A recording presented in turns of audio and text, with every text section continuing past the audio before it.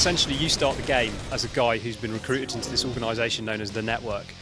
You don't really know who they are. You've got one point of contact with them, your handler, who's this female character who gives you your instructions, and you think that you're going into war-torn countries to do the work that the UN won't do. As the story continues, particularly through Act 1, you start to become aware that there's something not quite right, that there's another organisation at play and someone else is kind of pulling the strings here, and that's where we start to introduce the target. One of the key themes about the target is we don't really know how old they are. So you'll see in the sort of look of the troopers, there's almost kind of like a Black Knight aesthetic to them. It looks almost like a Black Knight that's come forward a few hundred years and been dressed up in stealth gear. They kind of believe that the world's problems need to be solved in a very, very brutal way, which pretty much just involves killing everybody.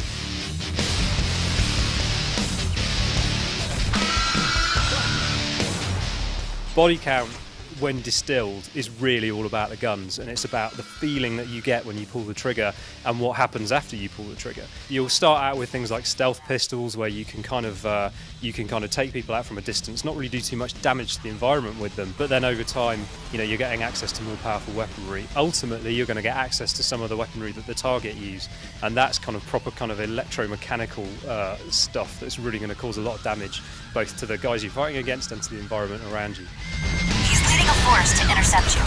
Hunt him down and eliminate him. So there are 3 acts in Bodycount. We've not really talked about the kind of later acts too much. You start off in Africa, it makes up sort of a third to almost a half of the game. But that's the above world, and we've talked about the target. You're going to get into the target buildings at some point. There are actually doorways hidden here, there and everywhere, and you have to actually use the game mechanism of collecting intel to work out where these things are.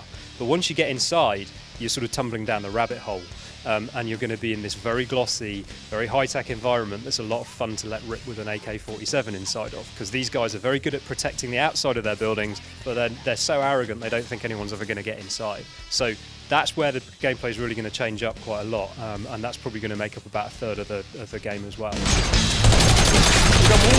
Bodycount, a new game from Codemasters Guildford Studio. It's going to be released on PS3 and 360, and it's going to be out early summer 2011.